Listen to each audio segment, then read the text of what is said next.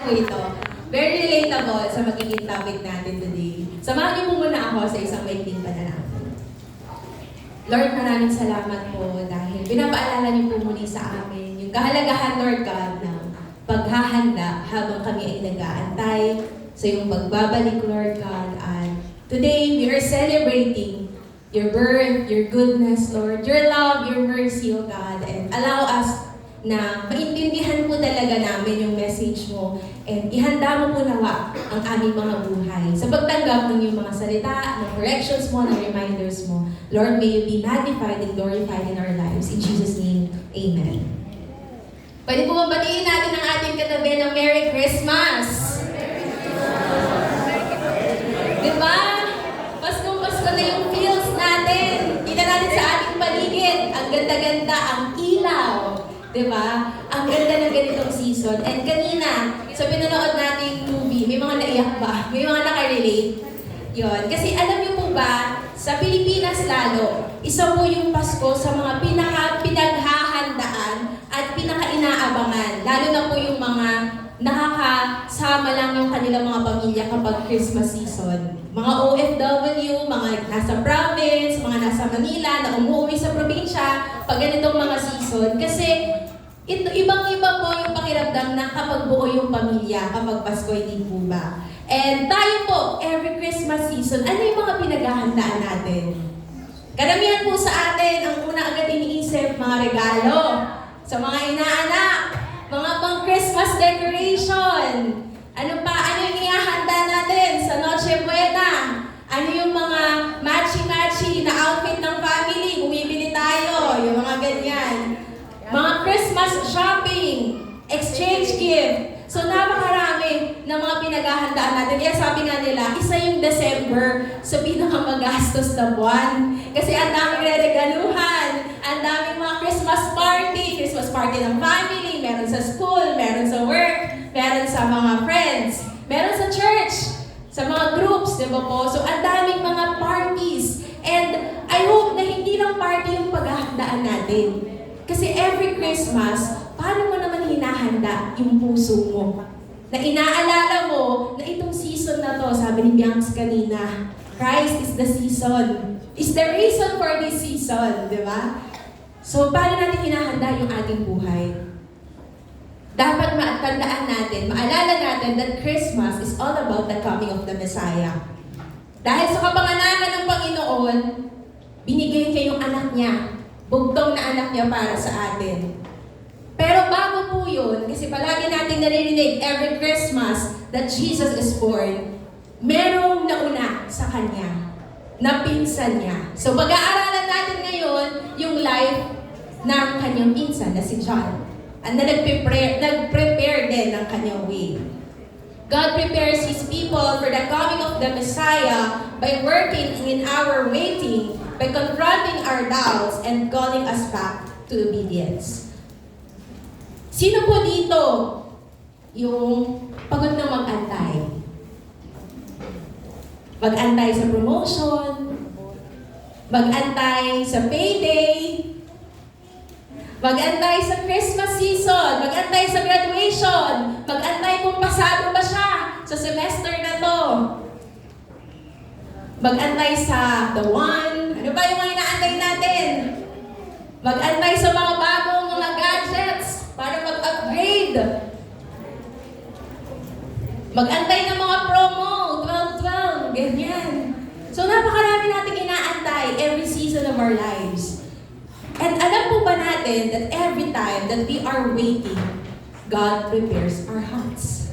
So the first na subtopic natin is God prepares our hearts through our waiting. Ang verse po natin ngayon ay Luke chapter 1. Yung buong chapter na yun yung pag-aaralan natin ngayon. So let's read from verse 5 to 7. Sinasabi dito na sa panahon po ni King Herod ng Judea, meron po isang priest na ang pangalan ay Zechariah. Si Zechariah po ay meron siyang asawa. Sino po ang kanyang asawa? Si Elizabeth. Yun. Si Elizabeth po at si Zechariah ay mag-asawa ng matagal na panahon. But during their time, Elizabeth was barren. Ibig sabihin po nun, wala po siyang anak. Wala silang anak. Kumbaga, sa tagal ng kanilang years na mag-asawa sila, hindi sila pinagkalooban ng anak. So, lagay po natin sa ating isip yung panahon nila na during their time, kapag walang anak ang isang babae, kahihiyan po sa society.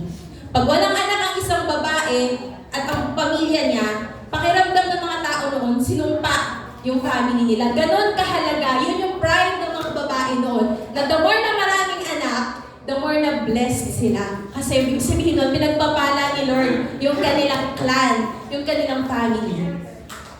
Pero imagine, sa isang maliit na town, may mag-asawang nananalangin every time, pero every year lumilipas, hindi sila nagkakaroon ng baby.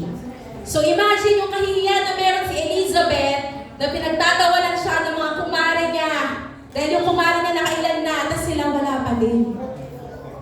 But then, through their waiting, sinasabi dito, God prepares their hearts with faithfulness. Kahit na nag-aantay sila, na parang walang mangyayari sa pag-aantay nila, they are faithful. They are serving the Lord, lalo na si Zechariah as priest. Kumbaga, sa church nila noon, isa si Zechariah sa mga pastors, sa mga leaders ng church. Faithfully serving the Lord, kahit na hindi niya nare-receive pa yung matagal nilang pinapanalangin. Sinasabi dun sa verse na binasa natin na they were righteous before God. Ibig sabihin, tapat sila na naglilingkod sa Panginoon. Matuwid silang namumuhay sa harapan ng Panginoon. And they are walking blamelessly.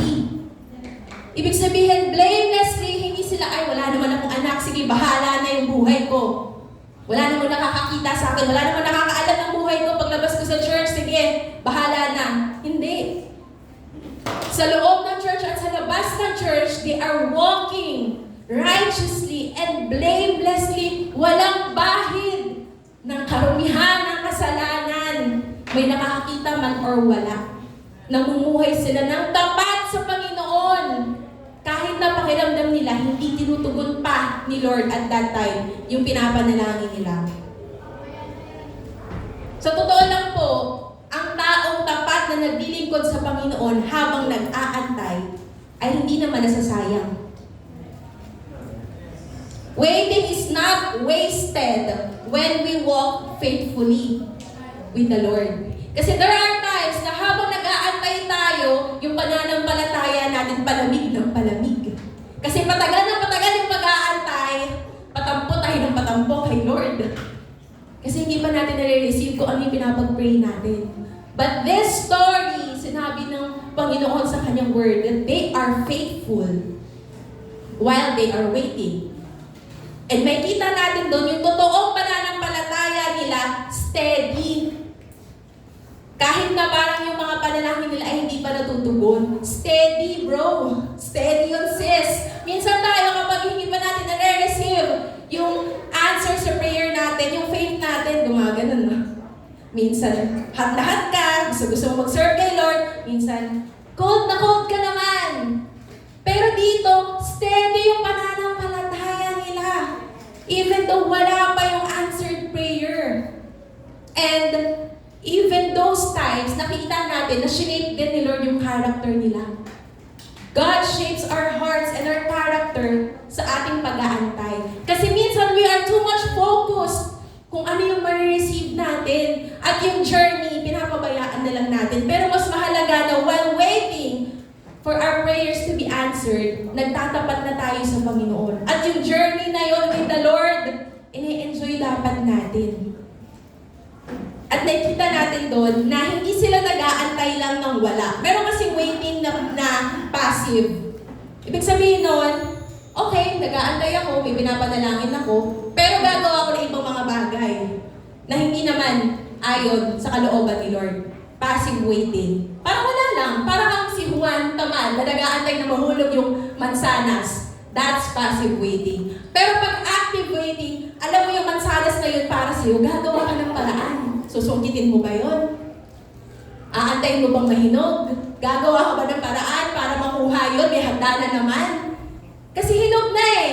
Pwede nang makuha. Pero si Juan naman, kasi nga, waiting siya literal. Nag-aantay lang siya kung kailan bubuhos yung biyaya. Pero wala siyang ginagawa. That's passive waiting. Pero in this story, Zechariah and Elizabeth were actively waiting. Nag-aantay sila sa pagtugon ng Panginoon. At may action silang ginagawa. Natry mo na ba yun? Na may pinapanalangin ka, sabihin mo sa Panginoon, Lord, sige, ito yung prayer ko, mag-aantay ako ng sagot mo. Pero habang nag-aantay ka, wala lang. Hindi mo ini-improve yung character mo. Hindi mo nire-ready yung sarili mo. Nag-aantay ka nga, totoo. Pero ano? Anong ginagawa mo during those times of waiting? Nasasayang yung oras mo, sabihin mo, Lord, nakakapagod naman mag-antay. Tagal pa ba, Lord? Wala naman pala tayong ginagawa. Hindi tayo ready. Tapos kapag binuhos na sa atin yung blessing, hindi tayo handa. Nasasayang. Hindi natin napapahalagahan. Kasi tayo mismo hindi handa. God prepares our hearts through waiting with faithfulness and even in silence. Si Zechariah and si Elizabeth, they were faithful. At kung titignan nyo sa kanilang story, ang tahimik. Pakiramdam nila kahit anong pray nila, naririnig ba ako ni Lord? They were silent. Silently praying and expecting God to answer. Pero during those times, silent din si Lord. Pero actively working siya. Hindi lang nila nakikita pa, hindi lang nila naririnig pa, pero actively working na ang Panginoon. Pero tayo, kapag tahimik si Lord, na ginagawa natin, gusto natin, Lord! Ginugulo natin siya, na para bang gusto natin sirain kung ano yung timeline na meron siya. Gusto natin pag may hiningi tayo, may sagot ka agad. Paano kung wala? How can you wait kapag silent yung sagot ng Panginoon? Anong gagawin mo? Paano ka magtitiwala sa Panginoon kung hindi mo makikita pa ngayon yung sagot niya, yes, no, or wait ba? At kapag hindi ka naman talaga nagsisik ng sagot, nag-aantay ka lang. Hindi mo siya kinikilala, hindi ka nagpe-pray, hindi ka nagbabasa ng Bible. How can you know kung sumagot na ang Panginoon kung nag-aantay ka lang talaga?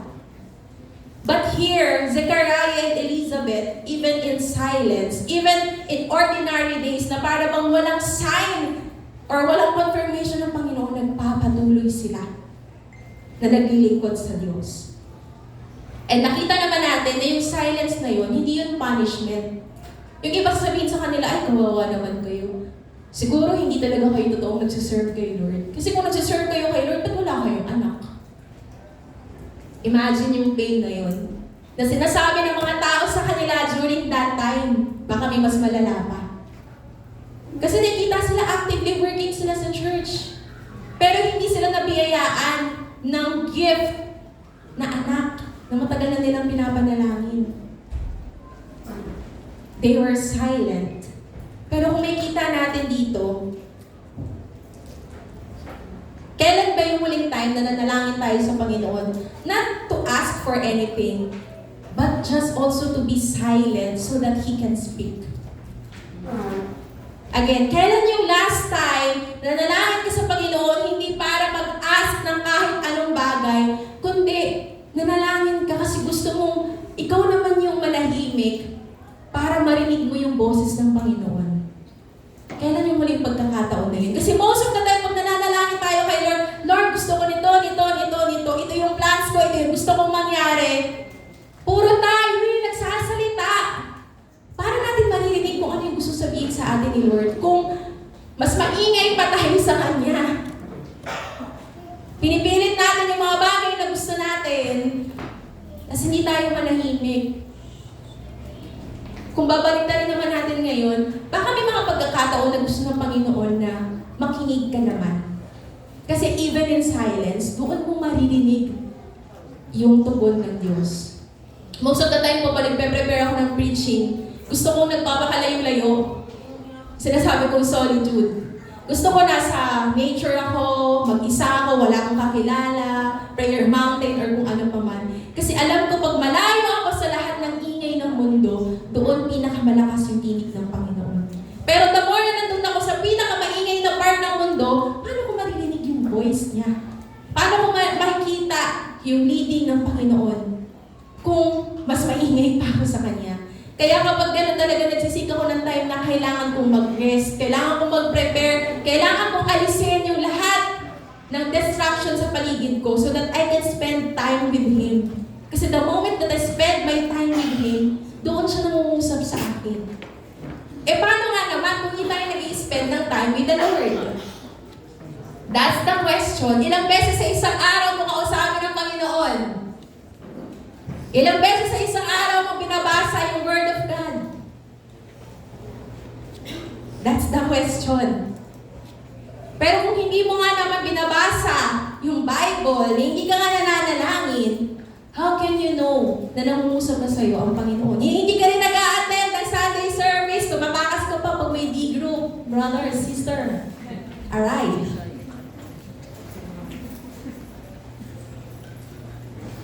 Ang tanong sa atin ngayon, are you just waiting for the promise? Or are you waiting with the promise keeper? Ano yung inaantay mo talaga? Yung tugon lang ba ng Panginoon na pangako niya? Or nag-aantay ka sa pagbabalik mismo ng Panginoon? Sa tugon, sa mismo kung sino ang Diyos sa buhay mo?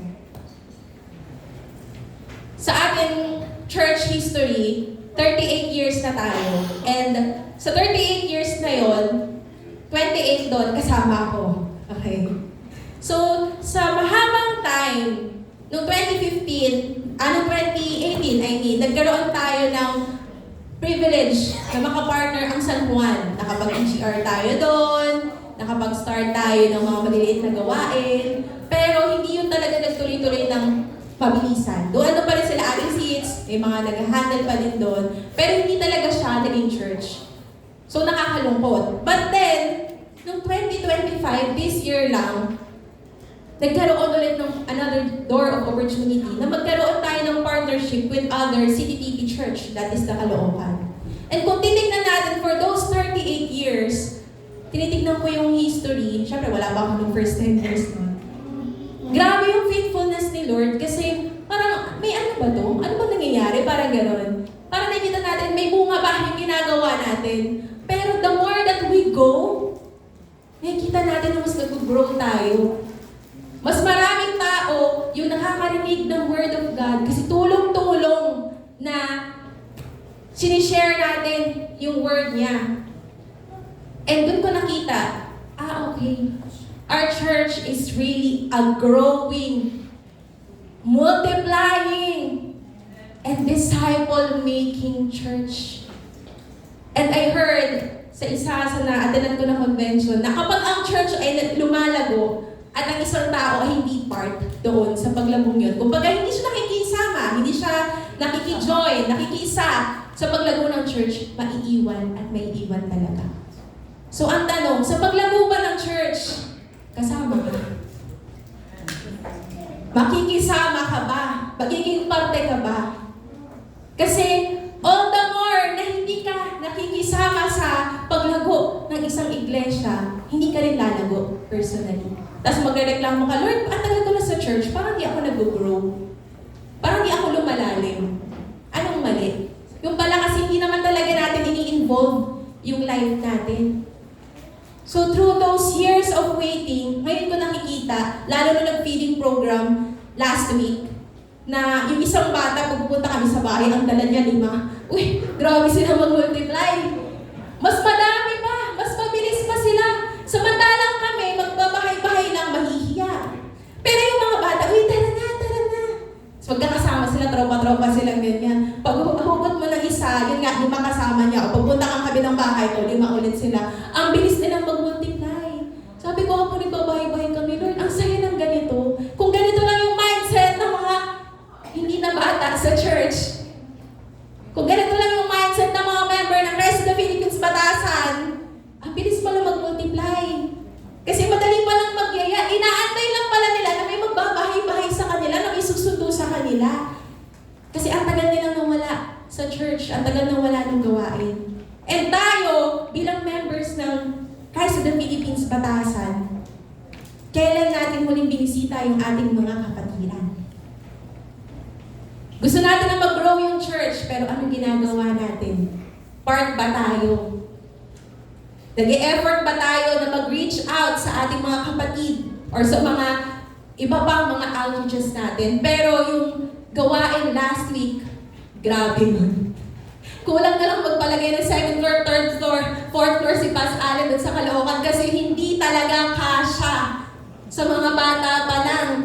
May team members pa. Lahat kami nasa labas na kami kasi puro bata yung loob. And that's one of our prayers. Na really mag-grow yung church, hindi lang sa loob nitong building, kundi outside. And yung preparation na ginawa sa atin ni Lord for the past 38 years, walang sayang dun. May ginagawa siya actively. And ito na yung time para lumabas na tayo. Kasi enough na yung mga trainings natin, hindi po ba? So second, God prepares our hearts through His Word. Sa atin po, wala naman tayong ibang compass kundi ang Bible. Kahit hanapin natin sa ibang mga magagandang books, yes, yung iba doon, scientifically correct, maraming mga truths doon, pero iba yung truth na galing mismo sa Word of God.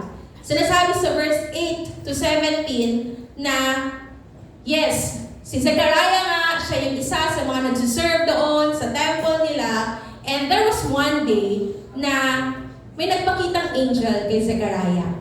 Sabi ng angel sa kanya sa verse 13, "Do not be afraid, Zechariah, for your prayer has been heard, and your wife Elizabeth will bear you a son, and you shall call his name John."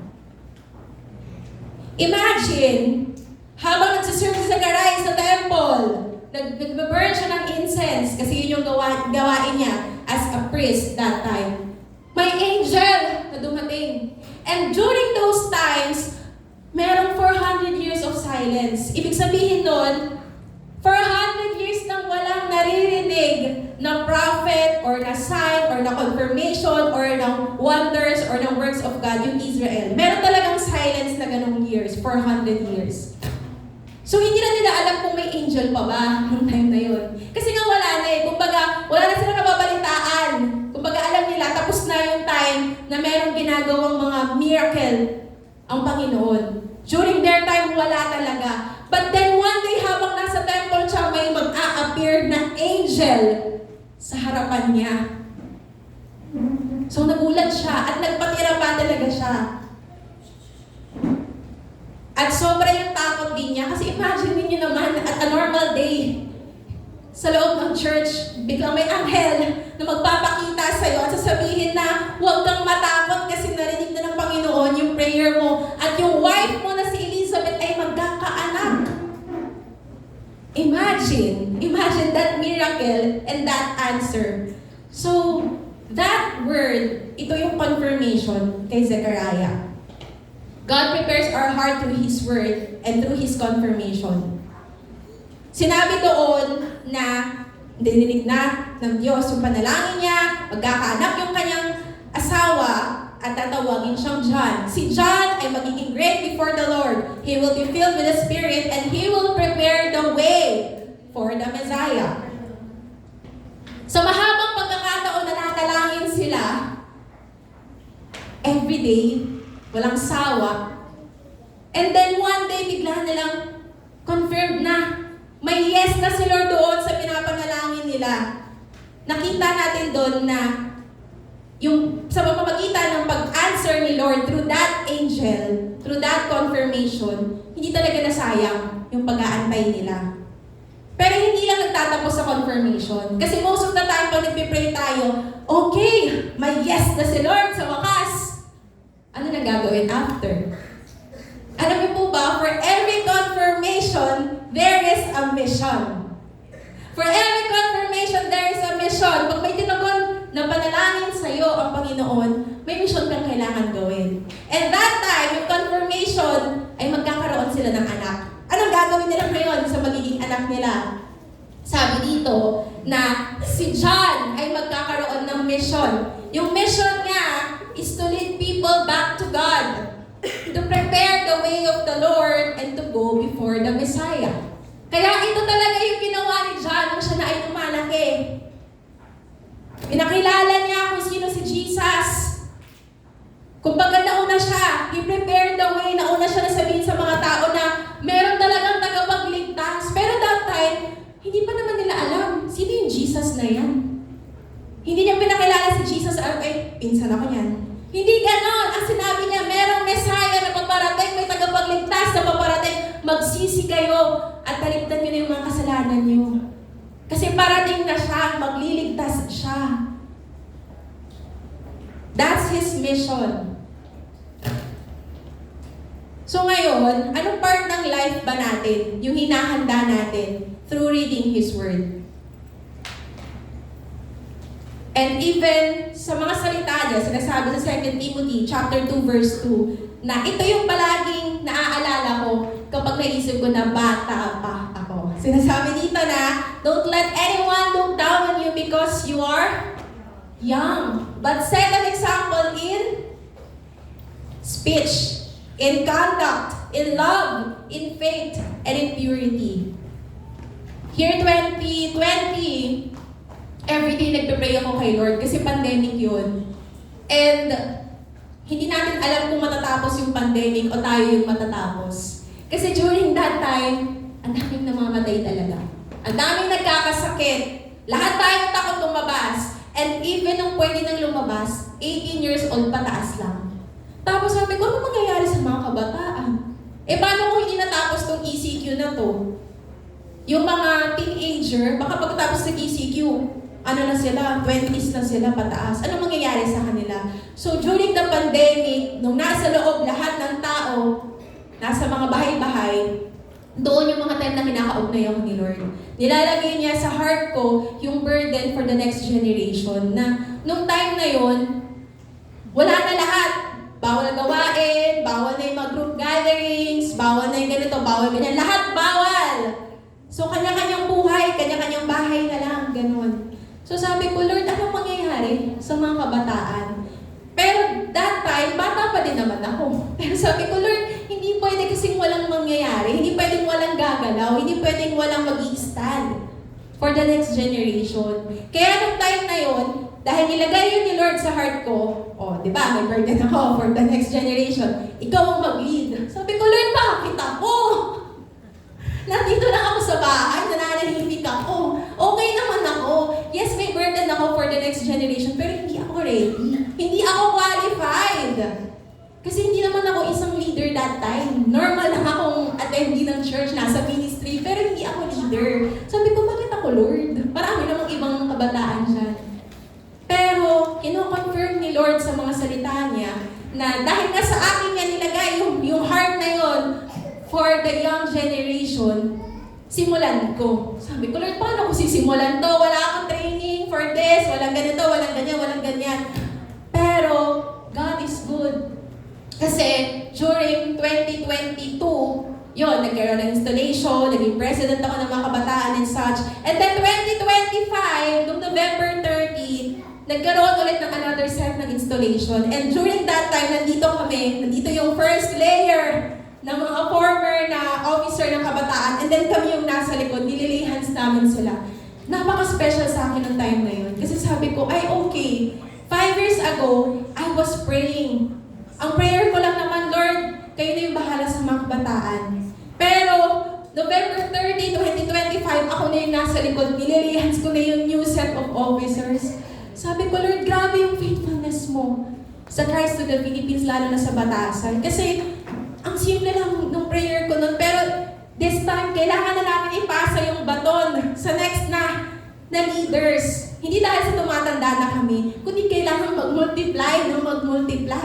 Kailangan mag-raise ng mga panibagong leaders para yung ministry ay magpatuloy. And sobrang special sa akin ng day na yun. Mas special pa siya kaysa yung ako yung naka-install. Kasi this time, masishare ko na kung ano yung na-experience ko from the Lord. Kaya grabe yung time na yun na, ay okay. So may new generation na. And then may another generation pa na darating. And sobrang special kasi God is there. And He's working through His Word. Third, dahil nga sanay tayo na ng Panginoon sa mga prayers natin ay know or wait. Kapag may sinagot na ang Panginoon sa atin, madalas, hindi tayo naniniwala agad. Diba? Nasanay kasi tayo ng sagot ni Lord na, wait lang, or hindi muna yan. Huwag yan. Madalang yung yes ni Lord. Kasi pag nag-yes siya, wala na. Final na yun. Kaya masanay tayo na wala tayong nare-receive na yes. So ngayon, paano mo i-prepare yung heart mo kapag meron ng answered prayer? God prepares our hearts through faith. Sa story ni Zechariah and Elizabeth, they also confronted their doubt. Dahil nga matagal na panahon, wala silang naririnig ng mga signs and wonders, walang miracles. Nag-doubt sila. Paano mangyayari na magkakaroon sila ng family or magkakanak sila? Matanda na nga sila that time.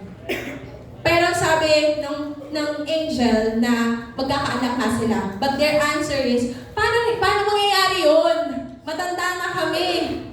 Sabi niya sa verse 18, instead na i-receive nila yung promise ng Panginoon agad-agad. Kasi ito na nga, di ba? Tagal mo na nga nagpipray. Ito na nga yung answered prayer eh. Nag-doubt sila ngayon. Nag-doubt sila na totoo ba talaga, Lord? Ito na ba talaga yung answer mo? Kasi nakita nila na imposible. So most of the time, kahit na yung mga taong righteous, kahit yung mga taong blameless, kahit yung mga taong faithful, nakaka-experience din ng nagda-doubt. Kumbaga yung faith ay gumigewang. Kasi nga, ang dami nang nangyari, ang daming circumstances. Nag-struggle sila with doubt. At ang doubt ay nangyayari kapag nakafix yung eyes natin sa limitasyon na meron ang mundo at ang tao. Pero pag nakafix ang eyes natin sa mata, or nakafix ang mata natin sa ginagawa ng Panginoon, hindi dapat tayo magda-doubt. Kasi dapat kilala natin kung paano siya kumilos. Pero instead na pagkawalan siya ng angel, or instead na isumpa siya ng angel kasi hindi siya agad naniwala, binigyan siya ng pagkakataon ng Panginoon na pag-isipan yung mga actions niya. O dahil nag-doubt ka, ano nangyari sa kanya? Sinasabi doon na may consequence. During that time, bigla na lang, hindi nakapagsalita si Zechariah. Dahil lang nag-doubt siya, natahimik siya ngayon. Wala nang lumalabas na voice sa kanyang bibig. Naging pipe siya for a time being. So that time, na hindi na siya makapagsalita ngayon, hindi na siya makapagreklamo, hindi na siya makapagsalita, yun din yung time na pinrepare siya lalo ng Panginoon. God prepares our hearts through faith by confronting doubt and through preparation. Sa silence na yon, o dahil tahimik na ngayon si Zechariah, nagkaroon siya ng time to reflect. Parang bata na naka-face the wall. Di ba pag pina-face the wall mo yung bata, talagang may isip talaga niya lahat ng mga kasalanan niya sa mundo. Kasi wala siyang kausap eh. Bawal magsalita, bawal mag-react, bawal gumalaw. Tingin lang talaga sa wall. Try niyo yun sa mga anak niyo. Gentle parenting daw yan. Try niyo po na wala kayong kausapin. Harapin niyo lang yung pader. Mapapaisip talaga kayo ng lahat ng bagay sa buhay niyo. But that time, kahit gusto magsalita ni Zechariah, hindi talaga siya makapagsalita. Nawalan siya ng boses. And that time na wala siyang boses, mas nag-grow yung faith niya. Kasi mas nag-rely na siya sa pagkilos ng Panginoon. Tinuruan siya ng Panginoon na mag-trust. Bago ka magsalita, manampalataya ka muna. Bago ka reklamo, manampalataya at sumunod ka muna. Parang sa bahay. Bago ka maggawa ng paggawa, yung hinahanap mo, nasa harapan mo lang pala, di ba yung sinasabi ng mga nanay? Bibig kasi hinahanap mo, anak, gamitin mo yung mata mo. Pag naghahanap ka, ganyan. Tapos pag ginamit natin yung mata, ay, ito lang pala. Kasi minsan, kapag may mga pagsubok tayo, bibig yung ginagamit natin. Puro tayo reklamo.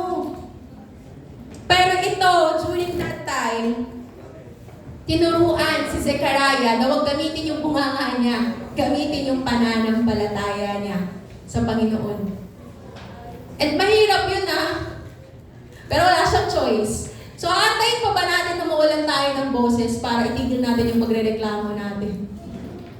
Aantayin pa ba natin na hindi tayo makapagsalita para itigil natin yung pagbubunganga natin na wala namang sense? The next time na alam natin piniprepare tayo ng Panginoon, maging silent din tayo. Gamitin natin yung heart natin, yung mind natin, yung ears natin sa pakikinig, and let God speak. Yun yung gusto niya na matutunan natin. Kasi most of the time, yung bibig natin, sige lang talaga. Speak lang tayo ng speak.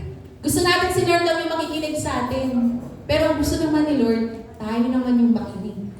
At siya naman yung mangungusap sa atin. And even nung time na yun, hindi naman nagtapos yung story na hindi na nakapagsalita forever si John. Sa verse 63 to 64, nag-mature yung faith. Sorry, si Zechariah pala, hindi ni John. Hindi pa nabubuhay na si John. Yun na, nung pinanak na si John, doon na nabuksan yung bibig ni Zechariah. Nakapagsalita na siya at ang una niyang sinabi, parang kung iaano natin, i-re-enact natin, mapapapraise the Lord talaga siya. Kasi imagine, ilang buwan na hindi siya nakakapagsalita, tapos nung lumabas na yung anak, at sinabi niya na magpuri siya sa Panginoon. At talagang nagpuri siya. At kung titignan natin, ang dami niyang learning season. Ang tagal niya nag-antay, tapos ang tagal niya rin nanahimik. So sa ating life ngayon, ano yung mga doubts or fears na meron tayo? Ano yung mga negative thoughts na meron tayo? Ano yung mga dapat nating isaayos habang tayo ay nag-aantay sa Panginoon? Yung faith ba natin ay nakabase sa sarili nating kakayanan o sa mga nakikita lang natin? O nakabase sa kung ano talaga yung kayang gawin ng Panginoon sa ating mga buhay? Sa akin din pong life ay meron din po akong matagal nang pinapanalangin. So meron ako matagal nang pinapag-pray po. And yung prayer na yon ay para bang hindi din ako sure. Kasi po yung na-share ko na testimony last time about sa work promotion. Ang tagal ko pinapag-pray, hindi dahil sa gusto ko yung position, kundi pinapag-pray ko kay Lord na, Lord, huwag na lang kaya. Kasi okay naman ako. Okay ako sa dati kong department as executive assistant. Mabait naman ang boss ko, mabait yung mga ka-department ko, masaya ako sa floor namin, okay ako, kumbaga. Pero may mission na pinapagawa sa akin si Lord. And yun ay mag-move sa kabilang department. And yun yung sabi ko, Lord, huwag na lang kaya ako, iba na lang, ganyan. So March yun, na this year, nag-start na akong mag-pray. Kasi ang dami ng mga managers na nagsasabi sa akin na mag-apply ako, ganyan-ganyan. Para sa akin, sa dami ng staff dito na matagal na, ako talaga yung ipapag-apply nyo. Ang daming willing. Ang daming nag-apply din outside the company. Meron din mga nag-apply inside. So sa dami ng mga candidates doon, sa dami ng mga applicants, bakit ako? Hindi ko makita yung sarili ko sa position na yun. And then, pray ako ng pray, nagpa-fast ako. By April, may confirmation na ang Panginoon. Every time na nagbabasa ako ng word niya, palaging may go, palaging yes, palaging gano'n. Na parang, hindi, baka hindi lang yan. So the next day, magbabasa na naman ako, magpe-pray ako. Gano'n naman yung answer ni Lord. Hindi, ano ba yan? Iba pa. So every day talaga, for 1 month noon, pray ako ng pray. Pero yes ang Panginoon. Pero hindi nga ako ready. Pero after 2 months, sabi ko, sige Lord, di ko talaga kaya, pero mag-a-apply ako. And kung hindi mo naman talaga kalooban, walang masasayang. At least hindi ako nag-disobey. Gusto kong subukan. Pero kung anong mangyari, kung mag-succeed to or kung hindi, okay lang ako kasi masaya talaga ako dun sa previous na department ko. In-accept yung application ko. Pinirmahan kaagad yung application ko noong May 2025. Pero after ng pirmahan, wala nang feedback sa akin. Doon na nag-start yung waiting. During that waiting time, time, nandun na rin yung doubting.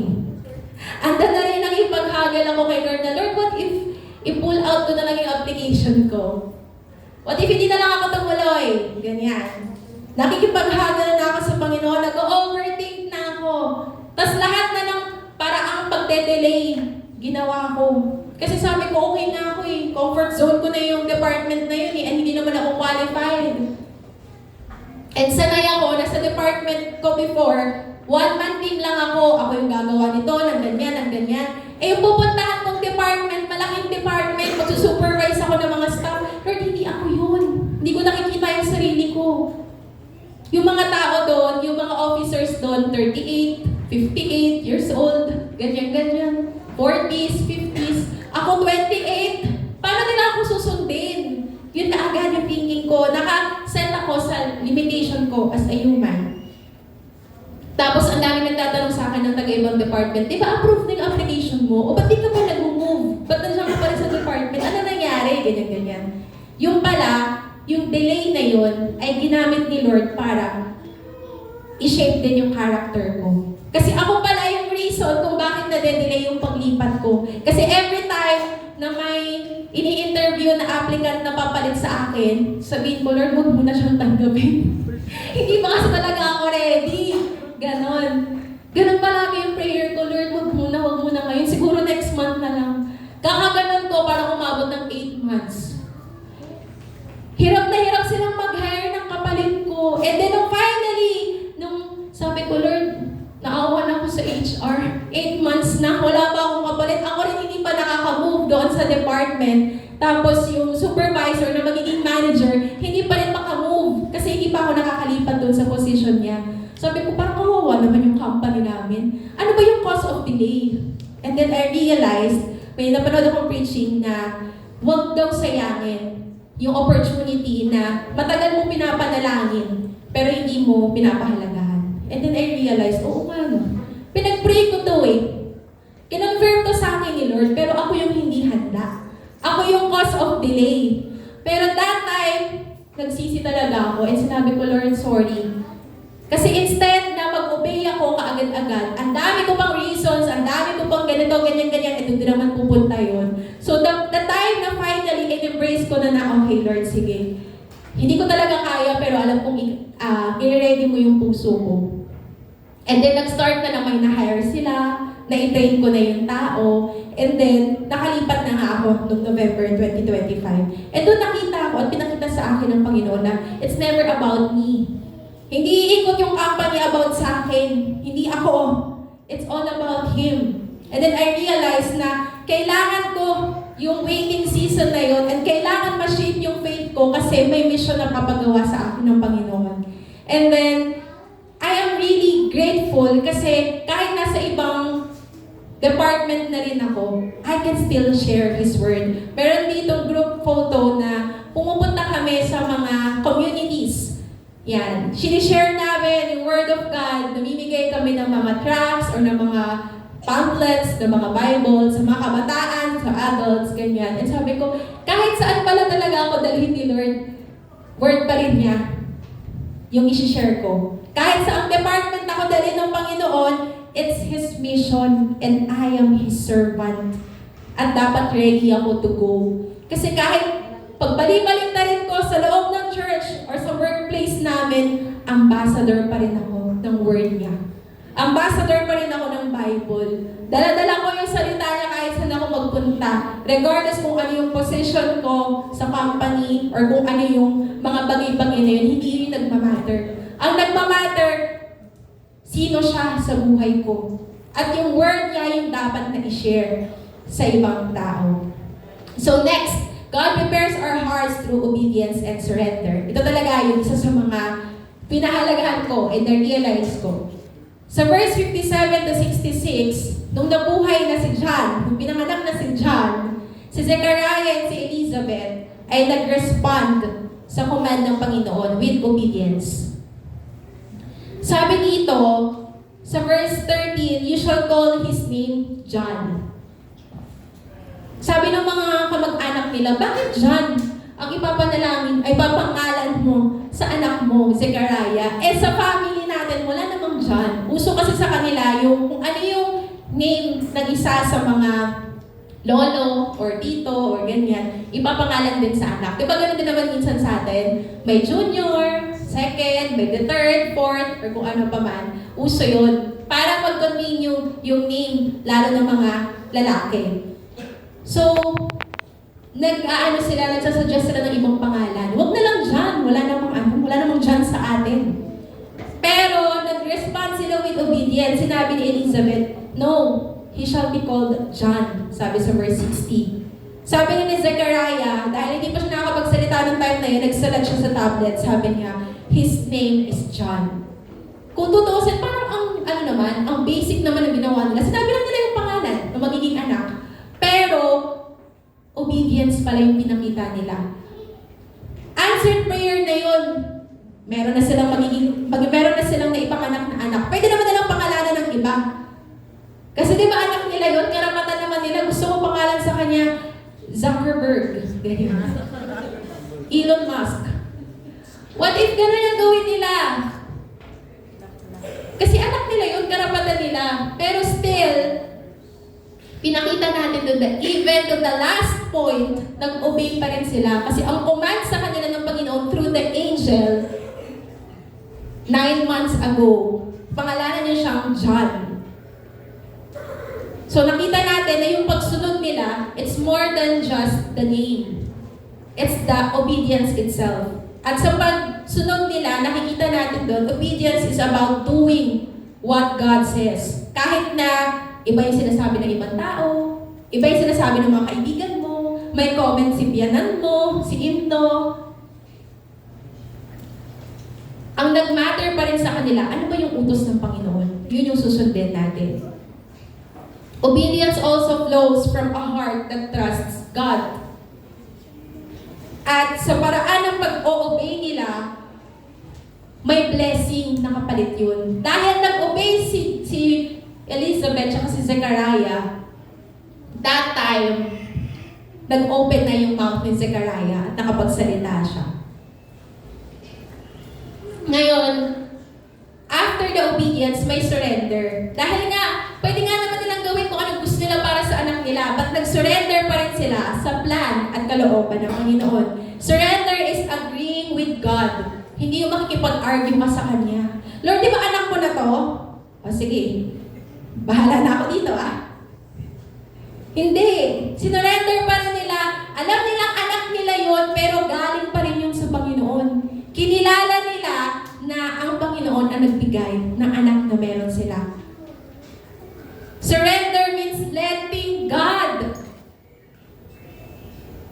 Most of the time, sa buhay natin, hirap na nga tayong mag-obey, hirap pa tayong mag-surrender. Kasi gusto natin yung preference natin yung masusunod.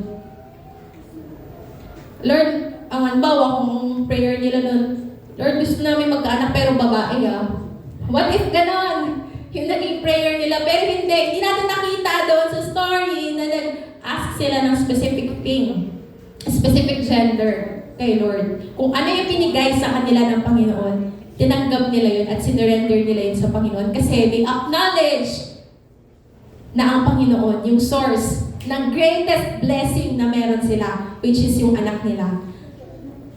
They release their preference in exchange with God's purpose. And di natin makikita, the more that we surrender, the more that God restores, frees, and fills us. Ngayon sa buhay mo ba, meron bang mga bagay na gusto ni Lord na isurrender mo para ma-receive mo kung ano talaga yung pinangako niya para sa'yo? Baka the more na ine-embrace natin yung bagay na meron tayo ngayon, good lang pala siya, hindi pala siya better. May best pa pala. Pero dahil ayaw natin i-surrender yun sa Panginoon, hindi natin na-receive yung dapat na para sa atin. Kasi feeling natin, nasa harapan na natin ito na yun So ayaw natin na mag-look forward pa na may ibibigay pa ang Panginoon na best for us. Pero when God says yes, He will also give His best. Pero tandaan din natin that the greater the blessing, the greater is the responsibility. Dahil may anak sila ngayon, kailangan nilang i-offer yun sa Panginoon. Na alam nila throughout the life of John, magsiserve siya, magpe-prepare siya ng way for Jesus. And imagine ninyo, kung wala si John sa story, anong mangyayari? Mag-iiba, di ba? Si John, napakalaki nung ginawa niyang part para ma-prepare yung mga tao sa pagdating ni Jesus. Nag-disciple siya, actually. Nag-share siya ng truth about the Lord bago pa man dumating si Jesus. Kaya nung pagdating ni Jesus, prepared na yung way. Pinagpatuloy yun ni Jesus. So God is also working through our lives na may binibigay siyang John sa buhay natin. Pine-prepare yung way for us. May it be our parents, hinahanda yung buhay natin, sinishare yung word niya, our teachers sa Sunday school, our leaders, our mentors, pastors. Pine-prepare yung way natin, lalakaran natin para ituloy yung ministry. And yun yung nakita ko sa life ng aking parents. Nung December ng first week, December 5 to 6, nag-attend po kami ng convention. Yan yung na-share namin, na-testify namin last time. And may mga lumalapit sa aking pastors na hindi ako matahimik kasi maglalakad lang ako ng ganyan. May magtatap sa akin, "Uy, thank you kasi nandito kayo. Thank you kasi sinusupport niyo yung parents niyo, yung mommy at daddy niyo." Wow. Nagaganon sila. Parang sa amin, parang, "Ay, okay po." Parang ganun. Pero baka sa mind namin, ay, oo nga pala. Pastors, leaders ang parents namin. And the more na nakikita nila kami sa convention, the more na alam nila na, nag-full support kami sa parents namin. Parang sa amin, hindi siya responsibility. Ginagawa kasi namin siya kasi love talaga namin yung magulang namin. And gusto namin maging part kung ano yung ministeryo na ginagawa nila. Gusto din namin na mag-support doon. Dahil love din namin ng Panginoon. And then, yun, nagpapasalamat sila sa amin namin magpapatuloy na daw, ganyan-ganyan. Tapos, mag-move na naman ako sa kabila, may pastor na naman nalalapit sa akin, ganyan. So parang ano na ako doon kapag mga convention, halos lahat ng pastors nakakausap ko and sobrang thankful ako. Kasi tinitignan ko yung mga life nila, ang tatanda na talaga nila. And sobrang grateful ako na, ay oo, ito yung mga pastors, ito yung mga leaders na nakaka-relate ako sa life nila. Kasi nakita ko yung buhay ng parents ko, full-time workers sa church, and sila din. Yung mga pastors and leaders doon, karamihan, full-time na sa grace ni Lord, umaasa. And looking at their church, nai-inspire din ako. And sinasabi din nila, "Uy, nakikita namin ang batasan, natutuwa kami sa inyo." So parang natutuwa din ako pag naririnig ko yun na, ay okay, may ibang tao na nakakakita kung paano kumikilos ang Lord sa church natin. Natutuwa kami sa inyo, may kaloohan na pala, ganyan-ganyan. So, sobrang grateful ako kasi hindi lang sa loob natin naririnig na may ginagawa si Lord, pati yung ibang tao sa other CTTV churches, napapansin din yun. And they are praising God kasi nagpapatuloy tayo sa ministry. And then yesterday, Christmas party namin. So, meron kaming time na kasama yung family, kasama yung parents, ganyan. So, laging dala ko si mama at si papa. So, third year na nila na nag-join sa Christmas party ng company. And then, yung chaplain namin, or yung spiritual advisor ng company, lumapit siya sa akin, sabi niya, "Kilala ko yung papa mo." Sabi niya, iniisip niya, sabi ko, "Oo, Pas, nag-ATS po siya, nag-Bible school siya." Sabi niya, "Ay, oo. Estudyante ko yan," sabi niya sa akin. So parang ako, gano'n ako katanda. Na yung chaplain namin, estudyante yung tatay ko dati, binata pa siya noon. Tama ba? Binata ka pa rin pa? Binata pa siya noon. Tapos ngayon kaharap niya na ako, kausap niya na ako, "Oo, kilala ko yan. Johnny Espego, oo. Alam ko, kaya pala namumukhaan ko siya." Gumagano siya sa akin.